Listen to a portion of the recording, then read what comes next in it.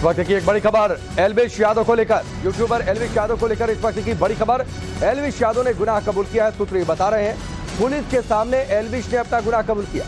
एल्विश ने मानी जहर मंगवाने की बात, सांपों के जहर मंगवाने की बात एल्विश यादव ने पूछताछ में कबूल ली है और इसी के बाद गिरफ्तारी हुई। रेव पार्टियों में भी सांपों के जहर मंगवाने की बात कबूली है एल्विश यादव ने। एल्विश ने कहा है कि वो आरोपियों को जानता था। तो इस वक्त की बड़ी खबर, एल्विश यादव की जेल में पहली रात बीती है। फिलहाल जुडिशियल कस्टडी में है एल्विश यादव।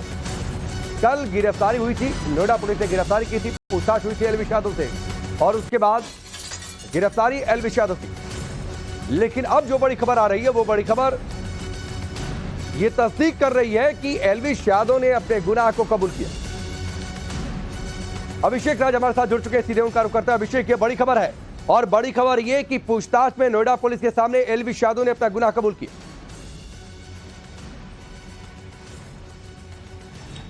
देखिए, बिल्कुल कल गहन पूछताछ हुई थी एल्विश यादव से। नोएडा पुलिस लगातार जो संपर्क है वो एल्विश यादव से साधे हुई थी। इससे पहले भी एल्विश यादव से सेक्टर 20 थाना जहां मौजूद है यहीं पे पूछताछ हुई थी और इसके बाद कल जब एल्विश यादव से पूछताछ हुई तो उसमें एल्विश यादव ने कबूला कि हाँ, वो सांपों का जहर और सांप जो है वो रेव पार्टीज में मंगाता था। वो ये भी कबूला कि वो रेव पार्टीज में जाता था और वहां पे कई लोग आते हैं। ऐसे में और भी कई लोग अभी नोएडा पुलिस के रडार पे चढ़ सकते हैं। इसके अलावा उसने ये भी कबूला कि जो 5 आरोपी 2 नवंबर की रात जिस दिन पीएफए और सेक्टर 49 थाना के नोएडा पुलिस ने रेड मारी थी और जो पकड़ा था 5 आरोपी को, जिसमें राहुल जो कि मेन आरोपी बताया जा रहा था वो उनके भी संपर्क में था, वो उनको भी जानता था। अलग अलग पार्टियों में उन आरोपियों से भी एल्विश यादव की मुलाकात हुई थी। ये बात एल्विश यादव ने सूत्रों के मुताबिक जो है वो कंफर्म किया है, स्वीकार किया है। इसके अलावा नोएडा पुलिस ने 29 एनडीपीएस एक्ट के तहत इस पूरे मामले में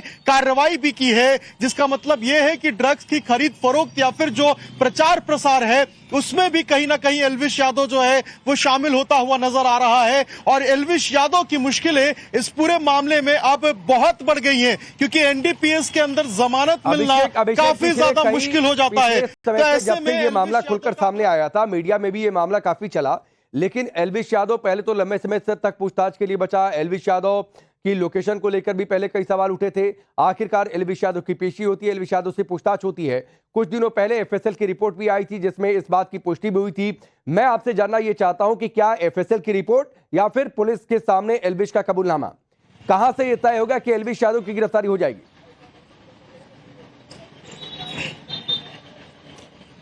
देखिए, बिल्कुल इस पूरे मामले में अगर आप नोएडा पुलिस की कार्रवाई को समझेंगे तो बहुत फूंक के उन्होंने काम किया है। पहली बार जब पूछताछ हुई थी तो उस वक्त जो 9 सांप बरामद हुए थे, जिनमें 5 अजगर और 2 मुहे सांप जो बरामद हुए थे, उनके बारे में पूछताछ हुई थी एल्विश यादव से। उस वक्त एल्विश यादव ने नकार दिया था साफ तौर पर, लेकिन जब एफएसएल की रिपोर्ट आई थी और उसमें यह बात साबित हो गया था कि ये सारे जो है विलुप्त प्रजाति के सांप है और जो जहर बरामद हुए थे 20 मिलीलीटर उस वक्त में एक बैग के अंदर, जो 2 नवंबर की बात कर रहा हूं मैं, उस वक्त की जो रिपोर्ट आई उस वक्त भी यह साबित हो गया कि ये जहर जो है वो अजगर और जो दुमुहे सांप है उनके हैं। तो ऐसे में वापस कल एल्विश यादव को जब बुलाया गया और जब क्रॉस क्वेश्चनिंग हुई, जब लगातार ब्रेनस्टॉर्म एक्सरसाइज नोएडा पुलिस की तरफ से की गई और लगातार एल्विश यादव से पूछा गया, उन सबूतों के सामने रखकर जो सबूत बार बार इशारा कर रहे थे एल्विश यादव की तरफ। ठीक है अभिषेक, फिलहाल हमसे जुड़ने के लिए पूरी जानकारी के लिए आपका बहुत बहुत शुक्रिया। तो एफएसएल की रिपोर्ट सामने रखकर पूछताछ हुई, उसके बाद एल्विश यादव के सामने संभवतः कोई और रास्ता नहीं था बजाय इसके कि वो अपना गुनाह कबूल कर ले।